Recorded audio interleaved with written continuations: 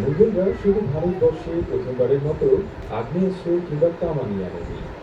মুঘলরা সাথে নিয়ে এসেছিল গোলাপ শোভিত গুলিস্তান, আরো সাথে নিয়ে এসেছিল মহামূল্য গ্রন্থ ও গ্রন্থাগার।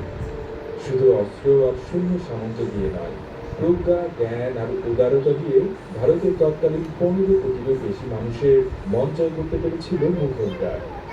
বাবরের হাত ধরে যে মুঘল সাম্রাজ্যের পথ চলা, সেই মুঘল সাম্রাজ্য শুধু সীমানাতেই বৃহৎ হয়েছিল তা নয়, ঐশ্বর্য ছাড়িয়ে গিয়েছিল দুনিয়ার সমকালীন অন্যান্য সব সাম্রাজ্যকে।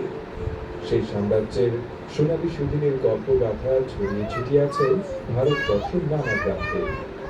কালক্রমে নানা কারণে মুঘল সাম্রাজ্যের জলজলালো ম্রিয়মাণ হতে লাগলো। তারপর একদিন নিভে গেল নির্মম বিষাদের করুণ এক পরিণতি নিয়ে। আদ্যবান্তের আজকের আয়োজনে থাকছে মুঘল সাম্রাজ্যের ঐশ্বর্য পতনের ইতিহাস। সুপ্রিয় দর্শক, চলুন তবে কথা না বাড়িয়ে জেনে আসি মুঘল সাম্রাজ্য সম্পর্কে।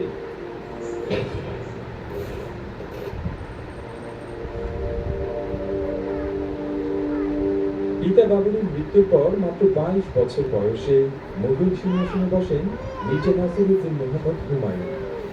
সঙ্গীত বিদ্রোহে এবং মিত্রতায় হুমায়ুনের দক্ষতা কিছুটা কম ছিল।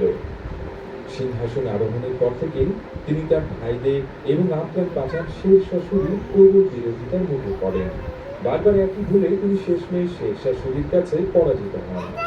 বীরগড়ের প্রান্তরে 15 বছরের জন্য মুঘল সাম্রাজ্যের সমাধি করে দেন সূরি সাম্রাজ্যের প্রতিষ্ঠাতা শের শাহ সূরি।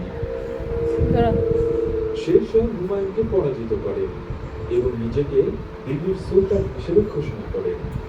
এরপর হুমায়ুন 15 বছর নির্বাসনে ছিলেন। গৃহহীন হয়ে একবার সিন্ধুতে, পরে মারোয়ারে, তারপর আবার সিন্ধুতে ঘুরে বেড়ান। মরুভূমির তপ্ত বালুতে সন্তান সম্ভবা স্ত্রী হামিদা বানুকে নিয়ে ঘুরতে ঘুরতে ক্লান্ত হয়ে পড়েন অসহায় মুঘল সম্রাট। হুমায়ুন এই অবস্থায় অমরকোটে এক হিন্দু শাসক